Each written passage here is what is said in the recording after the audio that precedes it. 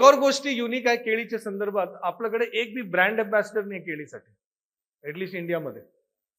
तुम्ही मँगो बघा, त्याच्यामध्ये विभिन्न ब्रँड्स आहेत, त्यांचे ब्रँड अँबॅसेडर आहेत, ते एक गोष्टी येतात. आणि आज के डेट मध्ये ब्रँड अँबॅसेडर आणि फूड कन्झम्पशन मध्ये फार मोठा लिंक एक तयार झालेला आहे. एक मी तुम्हाला एक उदाहरण देतो. पर्सिमोन नावाचं एक म्हणजे फल आहे.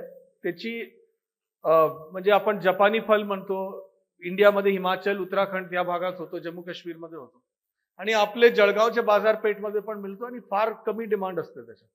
म्हणजे काही ठराविक लोक ज्यांना त्या गोष्टीची ओळख आहे त्या लोक कन्झ्युम करतात.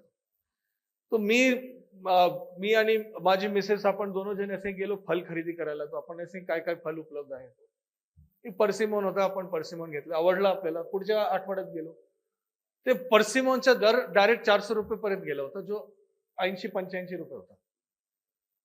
तुम्ही फलवालेला विचारलं काय झालं, ते म्हटलं माहित नाही, सडनली डिमांड, व्यापारी दर वाढवला, ह्या पर लोक खरेदी करताय, जळगावमध्ये पण डिमांड आहे. मी पण आश्चर्य झालो की काय झालं नेमकी. ये एक आठवड्यामध्ये कटरीना कैफनी त्याच्याबद्दल इंस्टाग्रामवर लिहिलं होतं की मी आज पर्सिमोन खाल्लं. केळीच्या दुर्दैव हे आहे की कोई भी व्यक्ती असं लिहत नाही की आज मी आज सकाळी केळी खालो या केळीच्या चिप्स खालो या. एक भी ब्रँड अँबॅसेडर नाही आहे. लेस साठी ब्रँड अँबॅसेडर आहे, आलू बटाटा चिप्स साठी, आलूच्या चिप्स साठी. केळीच्या चिप्स साठी ब्रँड अँबॅसेडर नाही.